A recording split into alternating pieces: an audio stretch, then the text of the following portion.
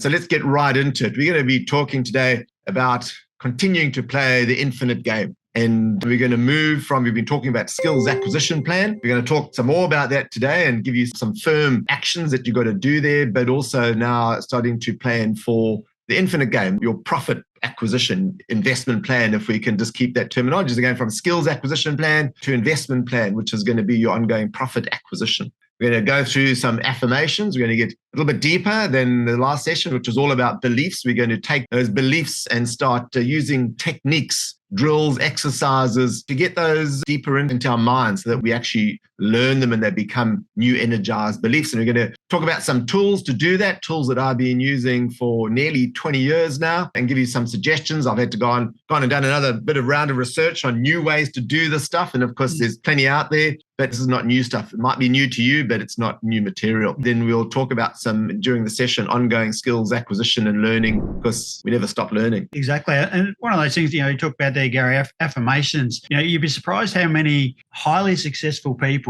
use affirmations as part, and it's one of the key reasons for how they've got to where they currently are. The power of affirmations, I think, is not to be underestimated by any degree. Well, I think what people aren't aware is that every day they're using affirmations. They're just not aware of it. And without us being intentional about the affirmations that we want to use, guess what? We default to negative affirmations. I'm sure you've all heard of self-talk. And, in the golf course, people say, and we spoke a bit about this, I'm a useless putter or whatever. I'm no good at my short game. Well, all we're doing is affirming a belief that we have. But we have the choice intentionally to turn that around. And let's start with our beliefs, what's in our head. And then this is what manifests itself in the physical, the environment that we play in. And we've got no chance of turning around the manifestation of what we want to do in the physical environment if in our mental environment we keep on telling us that we're no good at it. So this is from the preface of Trading in the Zone. And Mark, at the very beginning, tells us what his major objectives are.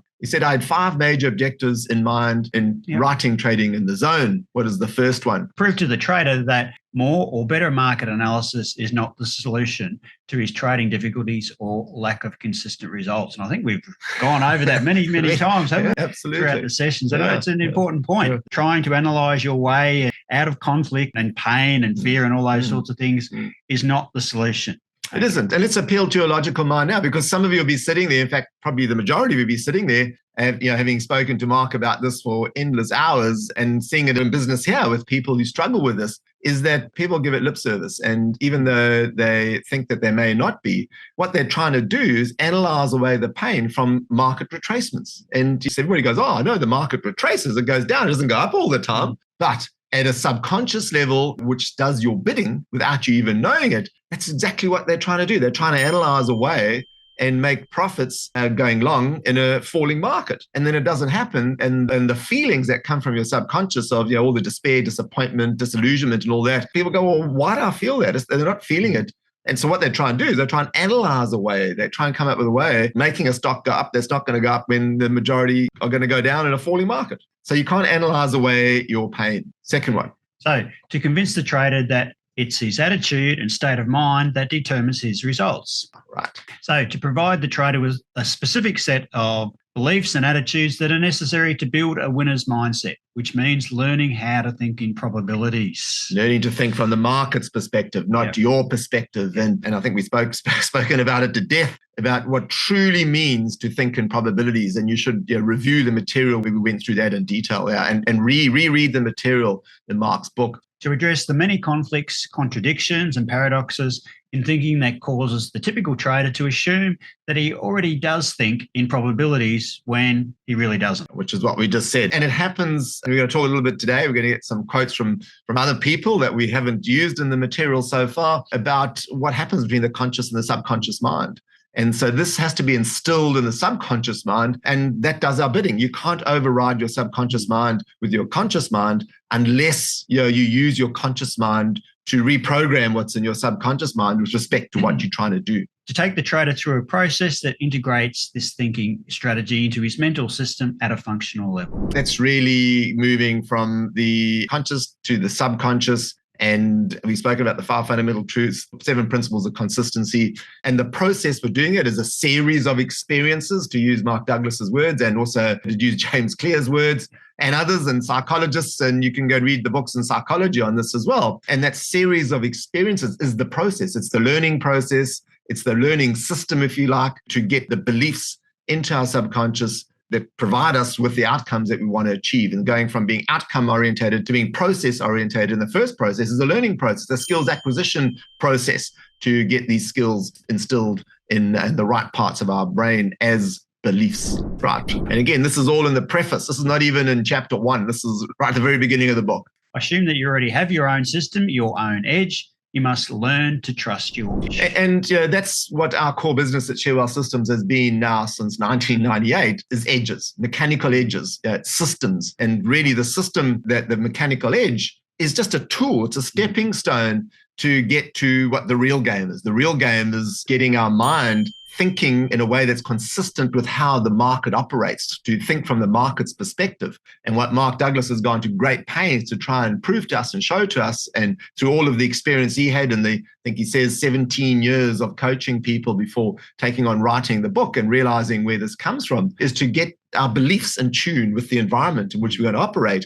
And the stepping stone is the mechanical system. And in the previous 2 or 3 sessions, we've gone through and proven to you why a mechanical system is needed, as opposed to using our subjectivity or our intuition. And if you haven't got that yet, then I suggest you go back and review those sessions, and we take you through a logical process that kind of proves to you that, gee, this can only be, you can't flawlessly execute a set of subjective criteria. Why? Because they keep changing. So how can you execute them flawlessly over and over again to achieve the outcomes that you want? So that's what we do. We do mechanical edges. And I think we've said a few times now that until you have a mechanical edge, then to become a consistently successful active investor in the stock market, your number one priority is to create or acquire a 100% mechanical edge. And when that is your 100% focus is in the stake in the ground with that, then you move to really the main game. And the main game is getting the mindset that is thinking from the market's perspective. But you need your mechanical edge to do that. And then we've said that, as this is a last session, in summary, you may have not seen it all or forgotten about it, is that once you've got both, then it's a 90% mindset game and a 10% mechanical edge game. That's really what it is. But you can't get to the mindset without the edge. That's right. And I think we've also mentioned that, so many technical analysts, if they want to call themselves that, are really stuck trying to get to the point where they've actually developed a system that they know that works and has a quantifiable, verifiable edge that has been tested across a range of markets. And so many people spend their time in that, and then they don't realize that even if they do happen to get there with that there's an even bigger task on the other side. There is. And the thing that I've seen, and I've seen this so many times, is that the edge that they've designed and developed is actually good enough. But because they haven't resolved the conflicts that come at a much deeper level in how we think, they then go and trade it. And then, of course, it goes into drawdown. Or they have a consecutive number of losers and they think their edge is broken, right? And what's broken is not the edge. The edge is present and is in the flow of the market, the way that the edge should be working. But what's not working is their mindset. And they should continue to trade that edge and then come out the other end, come out of drawdown at least once, at least twice, 3. And the more times you do it, I know we've got customers that have got this, right? And they tell us that it's just a breeze getting through drawdown because they know they're going to come out the other end. And because they know they've got that bigger picture perspective, is they don't feel the emotional pain and they don't feel the disillusionment and despair that takes them out of the infinite game. And then they chop and change when at the end of the day, the edge that people have got is actually good enough. They just haven't got the mindset to be able to go with the edge, because you can't, no edge is going to get rid of drawdown. No edge, right? Even the edge of a balanced fund is not going to get rid of drawdown. The drawdown and the losing happens. It's just a natural part of the game. And when you think from the market's perspective, you get that. You just go, oh, this is just the market doing its thing. I know I'm going to go into drawdown. I know I'm going to have some red ink, but I also know I'm going to come out the other side. So Mark, Napoleon Hill, this is in chapter 4, talks about this concept of auto-suggestion. So the medium for influencing the subconscious mind. So this is how you reprogram your beliefs. Autosuggestion is the agency of control through which an individual may voluntarily feed his subconscious mind on thoughts of a creative nature, or by neglect permit thoughts of a destructive nature to find their way into this rich garden of the mind. Which is what we've been talking about, isn't it? Left unto their own devices, you've got affirmations running all day, just that they are affirmations that other people have decided from you hearing whatever. It's coming. It's noise, right? and that noise comes to you, and you've spoken about noise a lot, all the different sources it can come from with respect to the market, but even other parts of your life. And they are affirming, and growing beliefs all the time. So without you even knowing it. So we got to take control of this and let's choose what affirmations we say to ourselves, right? And let's energize those and de-energize the others. Read aloud twice daily the written statement of your desire. When reading aloud the statement of your desire, the mere reading of the words is of no consequence unless you mix emotion or feelings with your words. So that's bringing system one into it, isn't it? So you choosing that and getting animated and enthusiastic about it. This is the reprogramming of the subconscious. This is setting your new beliefs. And that's why we've had you read the last 2 pages of Trading in the Zone, I don't know, 7, 8, 9, 10 times now, is where Mark talks about reading aloud the 5 fundamental truths and the 7 principles of consistency. So let's talk about, we've spoken about this. We're just going to bring it in here and acknowledge it, playing the infinite game. And just defining that there's finite games and infinite games. And the key purpose of an infinite game is continuing to play, staying in the game. And that investing is certainly health, investing are infinite games. And you could think of a whole bunch of others. Businesses are infinite games, even small businesses that someday some people might be setting up to sell are still, it's a legacy to the founders, if you like. And the founders would like them to keep going. But if you think of listed companies, well, how many people still work in BHP from when it was founded, whenever, right? These are infinite games. So relationships, you don't start a relationship to end it. You want it to go on forever. But how do we play these infinite games? And what roles do our subconscious net play in it? Whereas a finite game has a clear start. So you can have, if health and exercise and keeping your body fit is an infinite game, which is what it should be, you can have one finite game in there, which is whatever, playing sport or going for a run. So you can have finite games within infinite games. And you can go through this and read it on your own. You can do your own research. But we make the point that the skills acquisition plan is a finite game within an infinite game. And the finite game there, it has some clear end definitions. And it also has clear steps on what to do to play the game. It has some rules that you're trying to achieve to play the game. And it's a stepping stone to your investment plan, which is the infinite game that we're trying to come up with, the investment plan for investing in the market to make long-term profits. So in this one? Yeah, acquiring the skills is the objective. So really your skills acquisition plan is almost a subset of the bigger investment plan. It is. It's exactly it, yeah. And in fact, just talking on that, we've always had in our investment plan, we've had in the goals and objective statement, we've always had the reward objective, the risk objective, and the skills objective. And so in your infinite investment plan, when the skills acquisition plan is done, you can put it to one side. That's a finite game done and finished. But there's the skills objective still remains in your investment plan, which is the infinite profit-making plan. So you never stop working on your skills. There's always reading to do and to, as we spoke about in the previous session, to go and review information that is really important into your life rather than going and reading a new book. Go and read a book that's had a profound effect on your life. Go and do another course that's had a profound effect on your life, because this is all about maintaining and keeping those skills at the level that they need to be. Otherwise, the noise, negativity of the environment is going to keep testing you. So must use a mechanical edge. We've gone through that a number of times, the skills acquisition plan. So investment plan is a subset of your life plan. Correct. So both plans are infinite plans. And Stephen Covey and there's a whole bunch of people that have spoken about life plans. You can get life plan templates. Anthony Robbins has spoken about life plans. Very few people have a life plan or a family plan or whatever it is, but we're not going to go through that now. But just to understand that how much time do you spend on thinking those things, and without putting effort and being intentional about these things, what you allow is somebody else to push their plan onto you, and you just end up following what other people are saying or doing rather than you being creative and original with what your life plan is and what your investment plan is. But they're both infinite plans, yeah. An investment plan is aligned to your life plan. It has to be aligned. So to sit there and go, what is my mission for my investment plan, which we're going to do in a moment, we should go to our life plan and go, well, how much do we need in our finances to fund all these other things that we want to do in our life so we can get the financial freedom that we're looking for. I do in the investment plan course talk about your level of excess, and I talk about it in the last couple of pages of my book, Blueprint to Wealth. And this is something that I've been talking about, I think, for over 20 years now. Is define what your level of excess is. It's the threshold above which your purpose is no longer for you, it's for others, and preferably others outside of your family, because the you is ready for you and your family. And that's what your life plan, your family plan, and your investment plan should be aimed at. But when you get with your level of excess, is not just to have the most. One of my friends used to say, he who dies with the most wins. And it was obviously a tongue-in-cheek thing to say, well, what does it mean to have the most? But it should be for others, people that need help, that you can bring your skills, life skills, investment skills to help others that are in more need. And sure, it's all to do with philanthropy, and it's to do with, you can go and research setting up a private or a public ancillary fund, a PAF they call them. And in the United States, this is huge. There are a lot of people that do this. And Dick Smith is one in Australia that's running around all the time saying we don't do enough of this in Australia. But, bring your skills to bear, the stuff that you're learning here, at some stage, twist it around and go from a me to an others, to become an other-centered, driven purpose. And then you've got to be accountable to others. So suddenly now you've got an accountability buddy that's not just you, and the mistakes you make are not now just your mistakes that you can live with. It's mistakes that other people who don't even know who they are and who they may be in your life, that you're accountable to them now. It just takes you to a different way of thinking about how you invest. You want to reach that, so it's certainly a goal, but then you want to surpass it, because it's what's above and beyond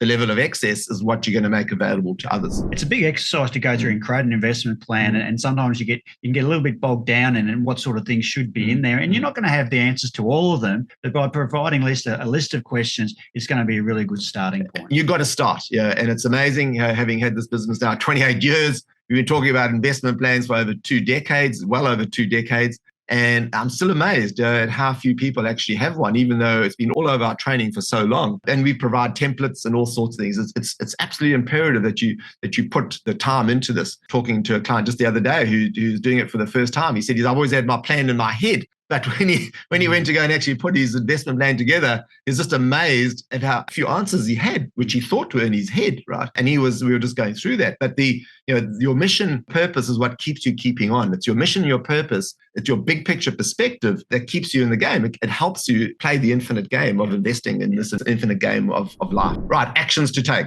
Complete the skills acquisition plan. Just stating the obvious there in case you didn't get it up to now. So lots of 25 trades. So not just lots of trades, but multiple lots of 25 trades. So, doing that 2, 3, 4 times. Yeah. It's an ongoing, repetitive iteration of the process. So experiencing at least 2 greater than 10% drawdowns until you reach that second all-time high in your portfolio. So there's a definitive end to this finite game that you're going to play with this. And it's imperative to come out of drawdown is what the emphasis is on here, to go through the adverse market conditions and to reconcile the conflicts and all the negative dysfunctional beliefs that you have with respect to the market. Auto suggestion. So while you're doing this is whenever you have a buy or a sell, or even think about breaking the process, go and repeat the 5 fundamental truths and the 7 principles of consistency. And this is the auto suggestion that Napoleon Hill spoke of in Think and Grow Rich. And also you can come up with an abbreviation of your main trading affirmation or affirmations, which we'll give you some ideas for in a moment as well. So read aloud with conviction and passion and enthusiasm. The first couple of times your spouse might think you're crazy, but they'll get used to it. Don't worry about it. They probably think you're crazy anyway. So other actions. Write, record, and listen to your affirmation. So we're going to go through some examples now, but we'll put these in print so you can have them in a Word document and do what you want to them. And also, record with binaural beats or soft music. And we're not going to go into the details here of that. We're just going to make you aware of it, and you can do your own research and then listen to twice a day and fall asleep listening to them. You might, if you've never done this before, you're going to feel strange about this. I went looking for some of my affirmations and found the earliest ones dated to 2004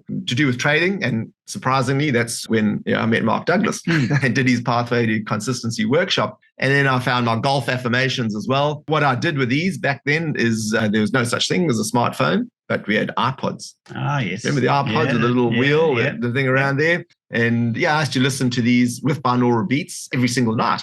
And I did that consistently for years. And then iPhone came out. There was a bit of a break there, and then had to get it into the technology and learn iTunes and all that. And then I got another iPhone and transferred. But the last iPhone I got, I didn't transfer all of that stuff. And so that was about 5 years ago. It would be less than that. I was thinking of my iPhone. And so I need to do that again. This has been a wake-up call to say, let's go and get those affirmations back onto my iPhone. Yeah. A new one just in time for changing it to another one probably. Also, document your infinite game investment plan. There will be samples provided. And here's another one as well.